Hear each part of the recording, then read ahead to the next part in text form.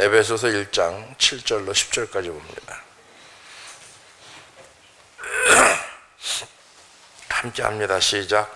우리가 그리스도 안에서 그의 은혜의 풍성함을 따라 그의 피로 말미암아 구속 곧 죄사함을 받았으니 이는 그가 모든 지혜와 총명으로 우리에게 넘치게 하사 그 뜻의 비밀을 우리에게 알리셨으니 곧 그 기쁘심을 따라 그리스도 안에서 때가 참 이루기를 위하여 인정하신 것이니 하늘에 있는 것이나 땅에 있는 것이 다 그리스도 안에서 동일하게 하려 하십니다. 할렐루야. 오늘 본문 말씀에 보면은 지혜와 총명으로 세상을 이긴다라는 제목을 가지고 은혜를 나누고자 하는데, 사람은 살면서 감격할 게 있어요. 근데 감격이 식으면 성경으로 보면 위험하다. 영적인 게 마찬가지라고 하면은 깊은 영적 침체가 일어나기 전에 반드시 자각 증세가 일어난다는 거죠. 우리가 예수님을 영접하고 하나님과의 관계가 회복되면 우리 삶에 많은 변화가 일어납니다. 신실하신 하나님께서 내 아버지가 되어주셔서 우리 삶에 은혜의 풍성함을 공급해 주시고 가죠. 그 은혜의 풍성함이 얼마나 우리 마음을 뜨겁게 하는지 그건 경험해 본 사람만 압니다. 신앙생활을 하면서 10년, 20년 됐어도 가슴이 뜨거워지지 않고 아직도 냉랭하다. 이제 문제가 심각하죠. 이런 사람은 반드시 지옥 갑니다. 그죠? 1년을 믿었던, 2년을 믿었던, 3년을 믿었던, 하루를 믿었던, 10년, 20년, 30년을 믿었던, 가슴이 하나님으로 인해서 뜨거워진 사람, 그런 경험을 해본 사람. 오늘 이런 관점에서 바울처럼 감옥에서 노래하고 암과 투병하면서 찬양하는 감격이 생겨나는 거. 그런데 문제가 있습니다. 기쁨과 감격이 영원히 지속되지 않는다는 거죠. 시간이 지나면서 식을 것 같지 않던 기쁨이 없어지기 시작합니다. 구원을 감격하고 은혜를 경험하고 체험하고 기쁨을 소유하는데 잠시라는 거죠. 이게 지속되면 지속돼야 되는데 그렇지가 못해요. 예배를 드려도 그냥 맹숭맹숭합니다. 오래 믿으면은요, 예배를 드려도 맹숭맹숭해요. 오늘도 그렇게 앉아있는 사람이 있어요. 그죠? 그냥 맹숭맹숭해요. 옆에 사람 봐봐요. 그 사람이 그 사람인가? 뭔 얘기를 하는지 몰라요. 지금 그냥 맹숭맹숭해요. 교회 오려니까 오는 거고, 가라니까 가는 거고, 앉으니까 앉는 거고, 순서대로 찬양하고 기도하니까 그런가 보다 하는 거고. 그러니까 뜨거움이 없어요. 그런 사람은 전혀 감동이 없어요. 그렇게 살다 보면은 어떨 때는 사라졌던 원망이 슬슬 하나둘 내게 다가옵니다. 그 다음에 불평이 되살아나기 시작합니다. 중요한 건 뭐냐면은 이런 증상이 나타나기 시작할 때 뭔가 영적인 적신호가 울리기 시작했음을 감지해야 되는데 이 감지기까지 꺼져버렸어요. 내 안에 감격이 무뎌지기 시작할 때 방치하면 안 된다는 겁니다. 삐끗한 자세를 방치해 놓으면 고치기가 매우 어려워요. 방치해 놓으면 점점 더 커집니다. 빨리 조치를 취해야 되는데 영적으로 기쁨과 감격이 사라지기 시작한다면 얼른 심각한 상황이라는 것을 감지하고 기쁨과 감격을 사라지게 하는 요인이 무엇인지를 점검해야 됩니다. 은혜는 구원의 기쁨과 연결되는데 에베소 1장 7절 보니까 우리가 그리스도 안에서 그의 은혜의 풍성함을 따라 그의 피로 말미암아 구속과 죄사함을 받았으니 이렇게 기록하고 있습니다. 은혜의 풍성함이 있다면 그 은혜의 파이프가 어디로 연결되느냐? 구원의 확신이죠. 구원의 확신은 어디로 연결되느냐? 구원의 감격이죠. 척추가 혈관을 눌러서 피가 통하지 못하는 일이 일어나지 않으면 다리가 저리는 일도 없을 거고 몸은 가뿐하고 원활합니다. 근데 척추가 혈관이 눌러져서 피가 통하지 않으니까 일어나는 현상이 다리가 저려오죠. 근데 자기 다리가 저린지도 모르고 살아가는 사람, 이게 심각하죠. 그죠? 제가 오래도록 뭐 운동도 안 하고 오래도록 있다 보니까 몸이 혈액이 이렇게 순환이 잘 안 되는 거야. 나이가 먹어가면서 그런지는 몰라도 혈액이 순환이 안 되는 것 같아요. 그래서 엊그저께 좀 약간 풀었는데 몸이 굉장히 가뿐해지더라고요.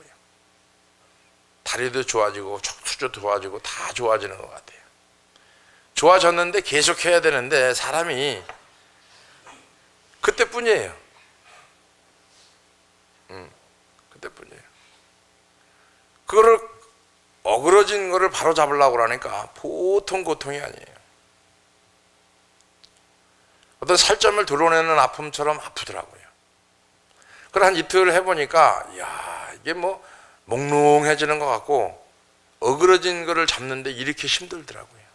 그래서 생각을 하지, 아 그렇구나, 척추가 혈관을 눌러서 피가 통하지 못하는 일이 일어나니까 다리가 저리는 일이 일어나고 모든 게 어그러지고 몸이 무겁고 원활하지가 못한 거죠.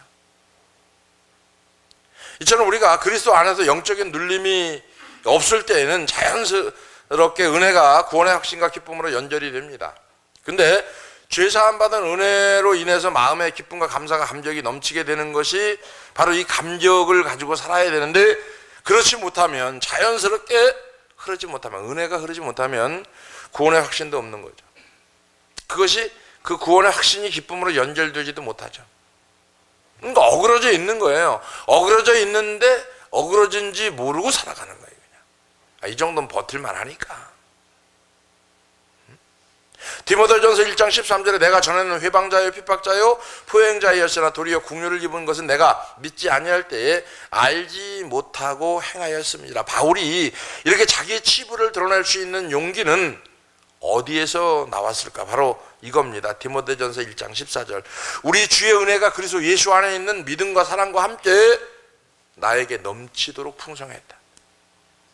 은혜가 넘치도록 풍성하니까 내게 있는 옛 것은 다 드러날 수 있는 거죠.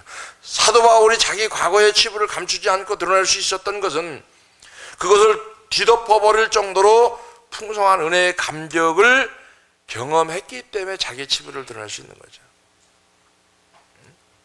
은혜가 많으면 많을수록, 풍성하면 풍성할수록 자기의 치부를 드러내고 죄를 회개합니다. 근데 은혜가 떨어지면 떨어질수록 작은 것까지도 다 감추려고 합니다. 넘치도록 풍성하였다라고 하는 고백이 보면은 물밀듯 밀려오는 은혜의 감격으로 바울은 내면에 얼마나 큰 변화가 일어났는지를 내포하고 있는 건데, 은혜의 풍성함이 구원의 감격이라는 파이프로 연결되는 것이 중요한 거죠. 이렇게 연결된 구원의 기쁨이 어디로 이어져야 되느냐? 어디로? 바로 1장 8절 지혜와 총명으로 이어진다는 거죠.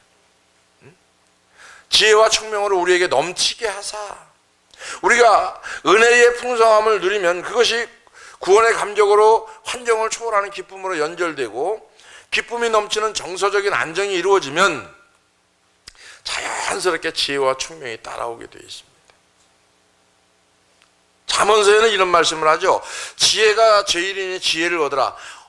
내가 얻은 모든 것을 가지고 그 다음에 명철을 얻으라, 이렇게 말합니다. 그 정도로 지혜가 중요하다는 거죠.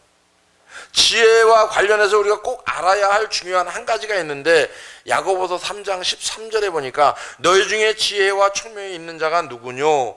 그는 선행으로 말미암아 지혜의 온유함으로 행함을 보일지니라 그랬어요. 14절에 보니까 너희 마음에 독한 시기와 다툼이 있으면 자랑하지 말아라. 진리를 거슬려 거짓하지 말아라. 15절에 보니까 이러한 지혜는 위로부터 내려온 것이 아니요 세상적이요 정욕적이요 마귀적이니, 이렇게 고백을 합니다. 저는 이 말씀을 보고 깊은 생각에 들어있던 게 뭐냐면, 지혜는 두 종류가 있다라고 하는 거죠. 하나님으로부터 오는 지혜가 있는가 하면은 귀신이 주는 지혜도 있다라는 거죠. 우린 지혜하면 다 좋아해요. 기도할 때 목사님이 자녀들을 위해서 지혜와 총명과 모략과 막 이런 거를 문자를 써서 막 하면은요 너무너무 좋아해요. 근데 그게 하나님께로부터 오는 건지 마귀에로 오는 건지를 모르고 좋아하는 거죠. 하나님으로부터 오는 지혜가 있어요. 그 다음에 귀신이 주는 지혜가 있어요. 그래서 우리가 가지고 있는 지혜는 하나님께서 주신 지혜인지 귀신이 준 지혜인지를 어떻게 할 수 있느냐 이거죠. 어떻게. 야고보서 3장 좀 돌아볼까요? 3장 13절부터 쭉 봅시다 이제. 자, 너희 중에 지혜와 총명이 있는 자가 누구뇨? 그는 선행으로 말미암아 지혜 온유함으로 그 행함을 보일지니라. 그러나 너희 마음속에 독한 시기와 다툼이 있으면 자랑하지 말아라. 진리를 거슬려 거짓말하지 말라. 이러한 지혜는 위로부터 내려온 것이 아니고 세상적이고 정욕적이고 마귀적이니 16절부터 보면은 16, 17, 18절까지 보면은 마귀가 주는 지혜입니다. 시기하는 사람, 시기하는 것도요 머리가 좋아야 됩니다. 그죠? 다투는 거 머리가 좋아야 돼, 안 좋아야 돼요? 지혜가 있어야 돼요. 조는 것도 지혜가 있어야 되잖아요. 그죠? 그냥 꾹꾹 막 이렇게 졸진 않잖아요. 우리 조는 사람들 보면요 눈이요 막 돌아가요. 그러다가 나중에 하다 안 되면 눈 뜨고 자버려요. 그냥. 지혜가 있는 거예요 뭐예요? 지혜가 있는 거죠. 악한 지혜죠 이거는. 자, 시기와 다툼이 있는 곳에는 뭐가 있어요? 요란과 모든 악한 일이 있음이니라. 17절. 오직 의로부터 난 지혜는 첫째 성결하고 다음에 화평하고 관용하고 양순하며 긍휼과 선한 열매가 가득하고 편벽과 거짓이 없나니. 18절. 화평케 하는 자들은 화평으로 심어 의의 열매를 거두니라. 자, 이런 13절부터 18절까지 쭉 보니까 뭐가 있어요? 하나님께로부터 오는 지혜가 있는가 하면은 귀신이 주는, 사단이 주는 지혜도 있어요. 있죠. 여기 보면 하나님이 주시는 지혜는 그 모양이 온유하다 그랬어요. 온유하다. 성결하다 그랬어요. 그 다음에 화평하다. 관용하고 양순하며 긍휼과 선한 열매가 맺힌다. 이에 반해서 악한 영이 주는 지혜는 시기와 다툼과 편견과 거짓을 낸다. 시기하는 거, 다툼. 전체적인 건 뭐예요? 교만한 거. 교만한 건 뭐 어디서 나와요? 자존심. 그죠? 자존심이 상했다는 거죠. 사단이 주는 거죠. 지혜를. 목사님이 인격을 무시했다는 거죠. 사단이 주는 거죠. 의의 천사를 가장해서. 아주 교묘하게 자기는 빠져나가고 사람을 죽여버립니다. 이게 비제비일하게 교회 안에서 일어나고 있어요. 이를 통해서 우리는 하나님으로부터 오는 지혜인지 귀신에게서 오는 지혜인지를 구분해야 된다. 이 두 지혜가 공존하며 서로 대결하는 것이 세상입니다. 지상교회는 이 대결을 피할 수가 없습니다. 교회 안에는요 악한 지혜를 가진 사람이 있고 선한 지혜를 가진 사람이 있어요. 오늘날 교회에서 일어나는 분열과 분쟁, 다툼, 대개 하나님께로서 오는 지혜와 귀신에게 오는 지혜가 맞물려서 충돌하는 겁니다. 교회가 사분오열되는 건 뭐예요? 하나님께로부터 오는 지혜가 있고 귀신에게 오는 지혜가 가지고 이게 충돌하는 거예요. 그래서 교회가 사분오열되는 거예요. 하나님은 교회를 해치지 말아라, 분열시키지 말아라, 찢지 말아라 이렇게 얘기하거든요. 근데 세상으로부터 오는 지혜는 윤리도덕을 따져가면서 교회를 무너뜨립니다. 하나님은 용서했어도 사람이 용서 안 하면 안 돼요. 그죠? 그럼 끝나버리는 거예요. 하나님이 용서했어요. 사람에게도 용서를 받아야 되겠죠. 그러나 우리가 지혜가 얼마나 영특하냐면은 스스로 생각해 보세요. 좋을 때 그냥 드러내놓고 졸아요? 아니면 숨으려고 하면서 아주 교묘하게 피해가면서 졸아요? 조는 분들 빨리빨리 대답 안 하면 여기 나와서 고백하게 할 거니까. 어떤 것 같아요? 조는 분들 보면 다 알아요. 뭐 얘기 안 해도 다 아는데 그냥 빨리 고백을 해요. 이실직고를 해요. 어떤 것 같아? 어떤 것 같아? 졸 때 보면은 그냥 넋놓고 자, 아니면은 그냥 그래도 좀 지혜롭게 자려고 생각을 해. 안 들키려고 노력해, 안 해? 안 들키려고 노력해, 안 해? 해지? 근데 여기서 조는데 안 들키냐? 그게 약한 지혜라는 거예요. 어때, 권사님?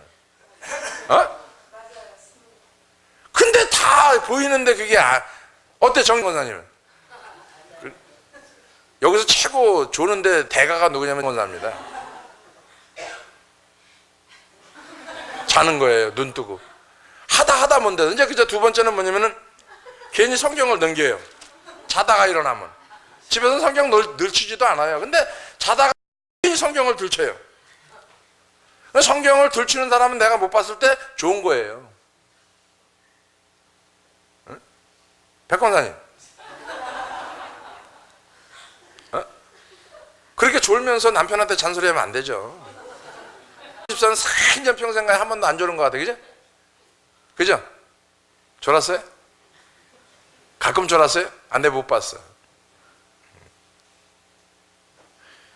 조는 분들이 안 들키려고 졸아요? 들키려고 졸아요? 근데 여기 한번 올라와서 보세요. 다 보여요? 안 보여요? 다 보여요, 여러분. 근데 다 보이는데 그걸 안 들키려고 존다라는 게 악한 지혜예요? 선한 지혜예요? 악한 지혜예요. 밀어난 거예요, 사람이. 그러니까 얼마나 밀어나냐면은 그 정도로 밀어난 거예요. 다 보고 있는데 아닌 것처럼 행동하는 거. 그러니까 이 자연스럽게 나오는 게 뭐냐면 성경을 들추는 거예요, 괜히. 이건 두 번째 단계입니다. 세 번째 단계는요, 아예 눈을 뜨고 자요. 세 번째 단계. 네 번째 단계는 어떻게 될까요? 네 번째 단계는 아예 나타나지 않습니다.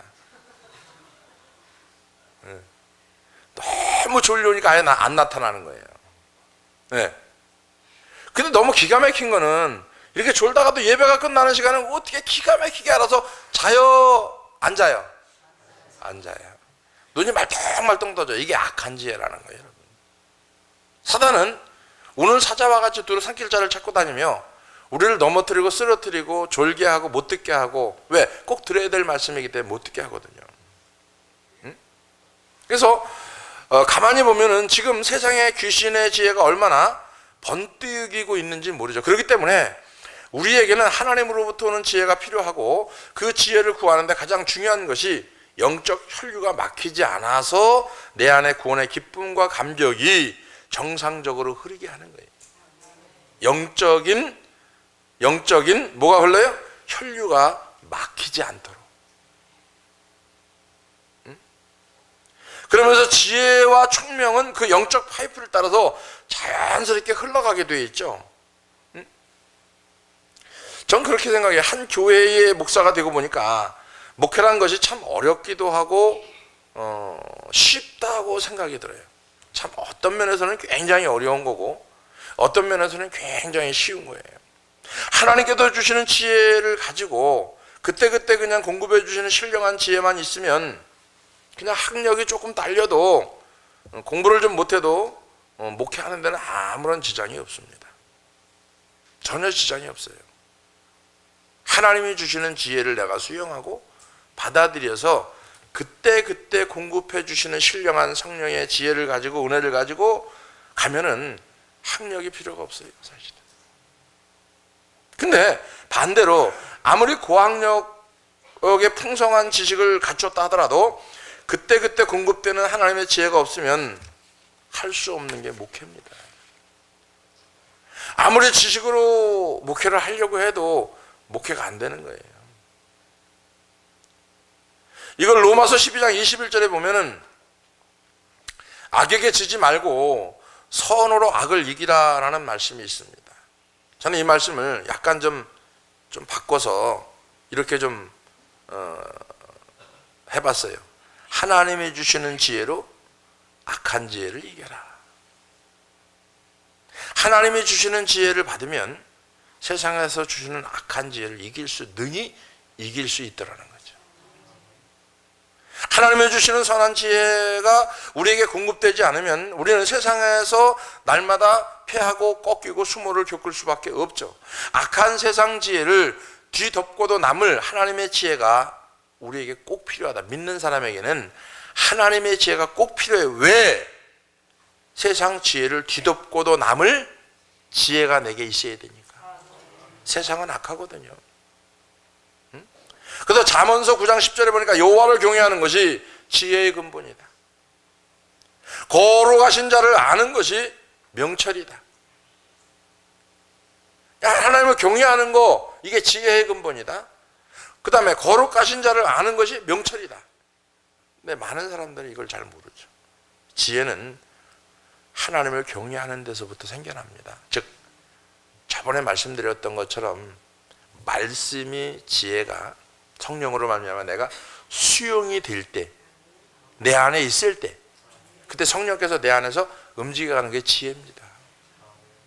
받아들이지 못하는데 어떻게 이게 내가 안에서 수용이 되지 않으면 안 되는 거죠. 이거를 삶 속에서 구현해내는 거, 사라지는 거, 이 자체가 여러분들에게 일어나기를 주의 이름으로 축원합니다. 지혜는 하나님을 경외하고 의지하는 자들에게 주어지는 거예요. 내가 내 인생의 주인인 것처럼 기고만장하는 것은 지혜로운 일이 아니죠. 내가 내 인생의 주인인 것처럼 살아가는 거 교만한 거죠. 기고만장하는 거 이건 뭐예요? 사단이 준 지혜를 가지고 살아가는 거죠. 하나님을 인정하고 두려워하는 것이 지혜라고 말합니다. 고린도전서 1장 30절 시작.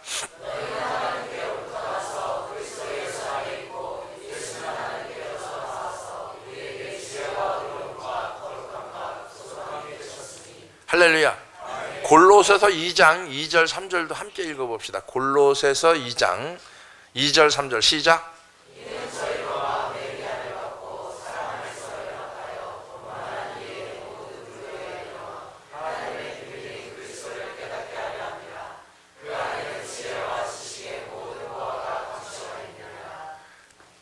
자, 골로새서 2장 2절 다시 볼까요? 마음의 의인안을 받고 사랑 안에서 연합하고 연합을 해야 된다는 얘기죠. 자, 원만한 이해의 모든 부요의 이룰 하나님의 비밀인 그리스도를 깨닫게 하고, 이게 지혜다.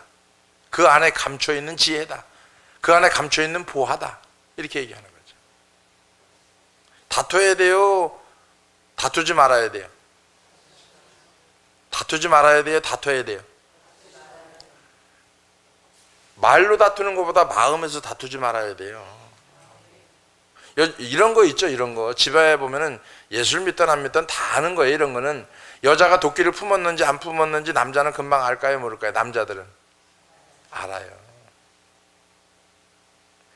저는요 여전도에서 밥을 승질나고 했는지 쏘가지 내고 했는지 싸우고 했는지 밥 한 숟갈 딱 든 반찬 딱 먹어보면 다 답이 나와요. 근데 그 효과가 나오는 게 뭐냐면은 희한한 게 여전도에서 부엌에서 막 싸우고 막 찌지고 볶고 싸우잖아요. 밥 먹으면 꼭 탈이 나요. 아무리 맛있어도 탈이 나요. 요즘은 덜 싸우는데 그죠? 요즘은 안 싸우는 거예요? 덜 싸우는 거예요?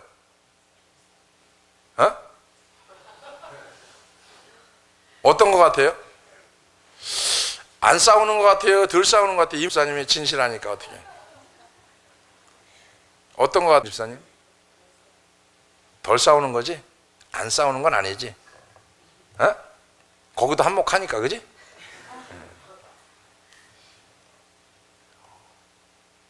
오늘 사택에서 인터폰하고 핸드폰하고 다 했는데 내려와 보니까요 4층 딱 문 열자마자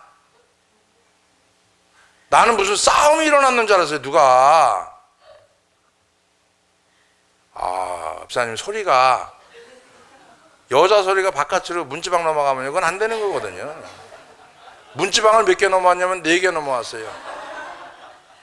1층 넘어 2층 넘어 4층 넘어. 제가 여기 내려와서 얘기하는데도 너무 시끄러우니까 앰프 켜놓은 것보다 더 시끄러우니까 3번 얘기했는데도 아무도 들은 척을 안 해요. 그래 목사님 소리를 질러야 되니까 집사님 이렇게 얘기하면요 안 들어요. 우리 교회는 어떻게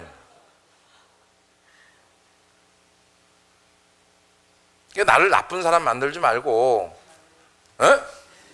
할렐루야. 그 우리 집사람은 나보고 소리 지른다는데 한번 내려와서 해봐요. 그게 되나? 가능하지 않습니다 이게. 근데 여자가 마음이 풀리면요 가정이 풀리는 거예요. 근데 여자가 마음을 꼭 닫고 있으면 다 다치는 거예요. 그래서 남자들이 모르는 것 같아도 여자가 닫혔는지 열렸는지 마음을 닫았는지 열었는지 금방 합니다. 단지 말을 안 할 뿐이지.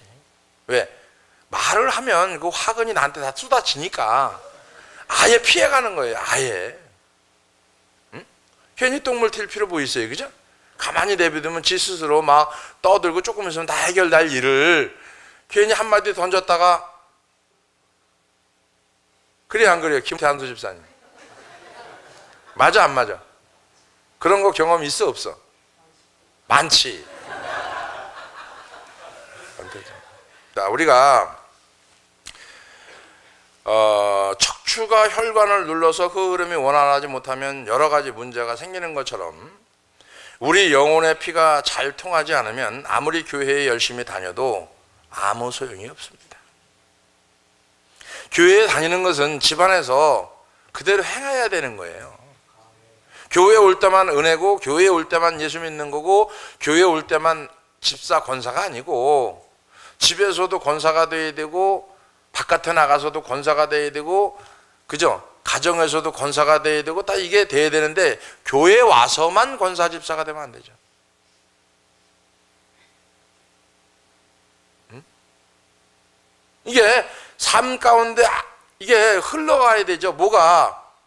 영혼의 피가 잘 통해야 되는데 안 통하면 뭐가 문제가 있는 거예요. 절인 거예요. 하나님이 우리 안에 막혀있는 은혜의 통로를 뚫어주시는 거예요. 뚫어주시는 거. 그래서 구원의 감격이 회복되는 거예요. 구원의 감격이 회복되면 마음이 기쁘게 되거든요. 마음이 기쁘게 되면 정서적으로 안정감을 누릴 수 있거든요. 그럴 때 그 결과로 임하는 신령한 지혜와 총명으로 이 땅을 넉넉하게 이길 수 있는 저와 여러분이 되어지기를 주의 이름으로 축원합니다. 본문의 문맥을 조금 더 깊이 살펴보면은 하나님이 우리에게 지혜와 총명을 주신 근본적 목적이 있는 걸 알 수 있는데 1장 8절 9절에 보니까 하나님이 우리에게 지혜와 총명을 주신 것은 우리로 그리스도인답게 이 땅에서 넉넉하게 살아가기 위해서이기도 하지만 사실 이것은 불옷과도 같은 것인데 근본적인 비밀이 하나 있습니다. 1장 10절에 보니까 하늘에 있는 것이나 땅에 있는 것이나 다 통일되게 하려고. 무슨 얘기냐면 땅의 삶이 하늘의 삶이고 하늘의 삶이 땅의 삶이 이게 통일되게 돼야 되거든요. 그러려면은 7절에 나오는 것처럼 그 은혜의 풍성함을 따라 우리가 그의 피로 말미암아 구원받고 죄사함을 받은 거고, 두 번째로 보면은 이렇게 구원받은 하나님의 백성에게는 하나님이 주시는 특별한 지혜가 있다, 총명이 있다, 이걸 얘기하는 거고, 세 번째는 이렇게 하나님이 주시는 지혜와 총명을 회복하게 되면 세상 사람들이 알지 못하는 비밀이 있다. 누구도 알지 못하는 비밀이 있는 거거든요. 여러분이 알지 못하는 비밀이 제게 있는 거거든요. 여러분이 알지 못하는 하나님을 아는 비밀, 성령 받은 사람만 아는 거.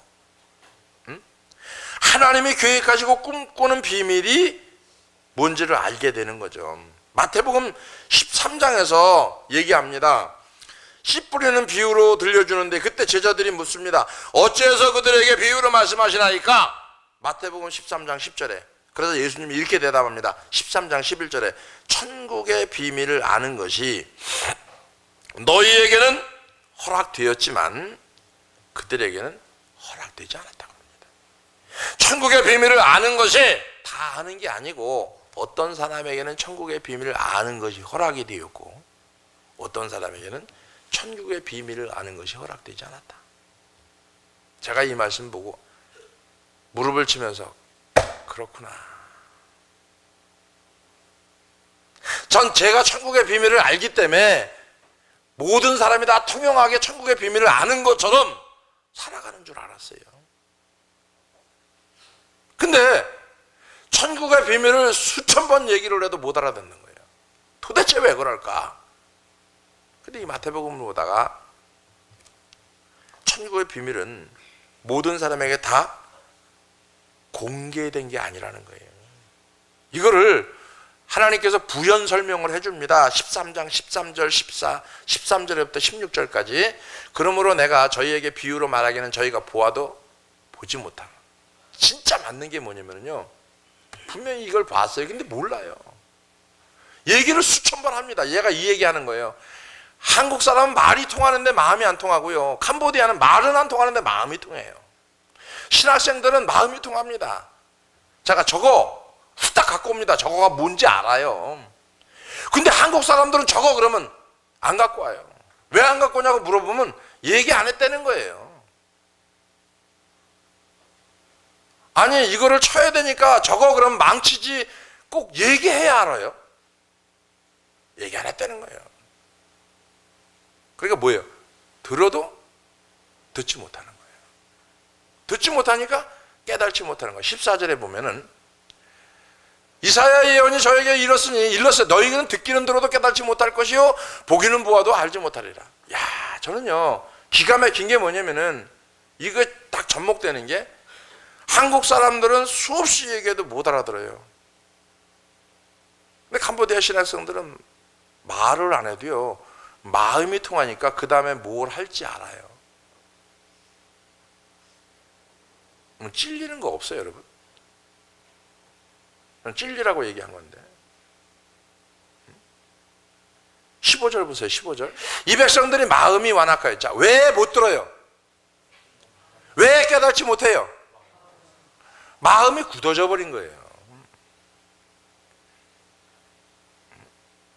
그 귀는 듣기에 둔하고 눈은 감겼고 이는 눈으로 보고 귀로 듣고 마음으로 깨달아 돌이켜 고침을 받을까 두려워함이었다. 고침받는 게 두려운 거예요. 사실은 내 멋대로 살아야 되는데 고침받는 게 두려운 거예요. 내 방법대로 살아야 되는데 고침받는 게 싫은 거예요. 내가 이렇게 살아왔어. 20년, 30년, 40년, 50년. 근데 목사님이 뭐라고 나보고 고치라고 그럽니까? 난 내대로 살랍니다. 누가 그러더라고. 나는 내가 이대로 살랍니다. 내비두세요. 내 멋대로 살게. 그 다음부터 말 한마디 안 했어요. 아, 그렇구나. 고치기 싫다는 거예요. 여러분은 말만 안 할 뿐이지 고치기 싫다는 거하고 똑같은 거죠. 16절에 볼까요? 그러나 너희 눈은 봄으로 너희 귀는 들음으로 복이 있도다. 보는 게 복이 있고 그죠? 듣는 게 복이 있는 건데 하나님의 말씀을 얼마나 들음으로 인해서 복을 받고 하나님의 말씀, 하나님의 선한 뜻이 무엇인지 분별해서 눈으로 봄으로 인해서 복을 받는 거예요. 그돈 가만히 생각하니까 보는 것마다 복 받을 것만 보는 것 같아요. 교회 짓는 거 뭐 이런 것만, 그죠? 예. 그리고 듣는 것도 막 그런 것만 들으니까 복이 되는 것 같아요. 아니 아멘 안 해도 돼요. 뭐 하기 싫으면 안 해도 돼요. 뭐 굳이 아멘 할 거 없어요. 뭐 싫은데 무슨 아멘을 해? 응? 하나님을 알지 못하는 사람들은 이 비밀을 알 수 있는 눈이 감겨 있는데 은혜의 풍성함으로 지혜와 총명을 얻게 된 사람들에게는 비밀을 알도록 허락을 해주셨다는 거죠. 허락을. 이게 에베소 1장 10절에 보면은 에베소서 1장 10절에 보면은 하늘에 있는 것이나 땅에 있는 것이나 다 그리스도 안에서 뭐 한다? 바로 이겁니다. 신앙생활은 그 비밀스러운 하나님의 꿈을 깨닫고 그 하나님의 꿈을 마음에 품고 나가는 거. 하나님의 꿈. 하나님의 나라가 임하는 거. 제자들이 언제 임합니까? 어느 때 임합니까? 하나님의 나라는 너희 안에 벌써 임하였느니라. 어디 있습니까? 너희 안에 있느니라. 여기 있다 저기 있다 못하니 네 안에 있느니라. 근데 우리는 내 안에 있는 하나님의 나라를 품고 그 꿈을 이루기 위해서 가야 되는데 못 가는 거죠. 하나님의 나라가 내 안에 있으면 말씀이 내 안에 있고 지혜를 수용할 수 있는 마음이 있고 지혜를 수용할 수 있는 마음이 있으면 행해야 되는데 행하지 않는 거죠. 말은 청산유수예요. 듣기는 쓸데없는 걸 많이 들어가지고 참 많이 알아요. 근데 행한 건 하나도 없어요. 행한 건. 이 기쁨을 아는 것이 지혜라고 말합니다. 아는 게. 이사야서 11장 6절부터 9절까지 보면은 이때에 이리가 어린 양과 함께 거하며 표범이 어린 염소와 함께 누우며 송아지와 어린 사자와 살찐 짐승이 함께 있어 어린아이에게 끌리며 암소와 곰이 함께 먹으며 이것들이 새끼가 함께 엎드려지며 사자가 소처럼 풀을 먹을 것이며 나의 거룩한 산 모든 곳에서 해됨도 없고 상함도 없을 것이니 이는 물이 바다를 덮음같이 여호와를 아는 지식이 세상에 충분하다. 이제 하나님을 아는 지식이 비밀이 있으면 세상을 다 아는 거예요. 저는 예수를 믿기 전에는 세상을 몰랐어요. 그리고 알 필요도 없고 제 인생에 있어서 알 필요도 없고 알려고 노력도 안 했고 경제적인 흐름을 나만 먹고 살면 되는데 그거 알 필요도 없고 근데 하나님을 알고 하나님 말씀을 알고 이거를 충분히 말씀을 습득하고 나니까 세계가 보이고 세계의 흐름이 보이고 세계의 경제가 보이고 한국 경제가 아니고 세계의 흐름의 경제가 보이고 세상을 전체를 움직이는 것이 하나님이라는 게 보이고 그 다음에 이쪽에서 하나님이 좋은 일이 일어나는데 이쪽에서는 나쁜 일이 일어나요. 이게 병행하여 주시는 거. 전도서 7장에 하나님이 좋은 일과 나쁜 일을 병행하여 주시는 거. 우리 한국뿐만이 아니고 캄보디아뿐만이 아니고 전 세계를 뒤엎어 이게 병행하여 간다는 거죠. 연거푸 나쁜 일이 일어나더라도 3번 연거푸 일어나서 성경의 계시록에 있는 말씀처럼 기근과 그죠? 사람의 인명 피해와 이런 것들이요 3번 연타적으로 오는데 대재앙 사건 같은 경우도 마찬가지예요. 그런 상황에서 본다고 하면은 예를 들어서 불 나서 움직이는 것 대한민국에도 불이 나서 죽은 게 30명, 20명, 몇 명 3번 연거푸 그냥 쭉 오잖아요. 그 다음에 또 오고 그 다음에 또 오고 그 다음에 또 오잖아요. 그냥 눈만 크게 좀 뜨면은 한번 뉴스를 들으면 그 다음에는 좀 또 일어나겠구나. 또 어디서 불이 나서 사람이 죽든지 이 정도 인명피해는 또 있겠구나. 그죠? 대서양에서 바다에서 빠져 죽는 사람이 있었는데 그때도 어떡합니까? 곳곳에서 300명, 500명 막 죽는 사건이 있었잖아요. 옆에 사람하고 인사합니다. 우리는 본호동에만 있어서 모르겠다. 아이고 좀. 아니 본호동에 있어도요 성경을 많이 보세요. 그러면 보이니까. 여러분만 본호동에 있어 나도 본호동에 있지? 성경을 보면 크게 보인다니까. 이게 세계가 보이고 세계를 움직이는 게 하나님이라는 게 보이고 그래서 내가 거기에 있어야 될 자리가 어딘지를 발견하게 되고 이 말씀 뭐냐면은 하늘에 있는 것이나 땅에 있는 것이나 다 그리스도 안에서 통일되는 그날이 예언인데 통일되는 그날이 있다. 근데 그 통일이 언제냐? 내가 지금 예수 그리스도 안에서 땅에 있는 삶이 하늘에 있는 삶이 돼야 되고 하늘에 있는 삶이 땅에 있는 삶이 돼야 된다. 이걸 얘기하는 거예요. 지금 모든 것이 굽어져 있지만 하나님의 놀라운 비전으로 말미암아 굽어진 모든 것이 바로 펴지는 날이 올 것이다. 할렐루야. 마음이 구부러졌어도 은혜 받으면 펴지잖아요. 그런 것처럼 온 세상이 구부러져 있지만 하나님의 그날이 오면 반드시 펴지는 날이 있을 것이다. 할렐루야. 하나님하고 살지 않고 천국 가서 주님하고 살라고 하면은 못 사는 거예요. 이 땅에서도 주님하고 사는 경험이 있어야 되고요. 그래서 천국의 삶을 살 때 이 땅에서도 천국의 삶이 돼야 되는 거고 이 땅에서 삶이 천국의 삶이 될 때 천국의 이 땅의 삶이 함께 공존하는 거. 그래서 하나님을 아는 지식이야말로 세상을 덮는 거예요. 세상을. 우리 모두 얘기해 주시는 지혜와 총명이 흘러넘치기를 주의 이름으로 축원합니다. 그래서 하나님의 비밀을 보는 자로 이 땅에서 풍성한 기쁨을 누리며 살아가는 우리 큰샘교회 사랑하는 성도들이 되어지길 주의 이름으로 축원합니다.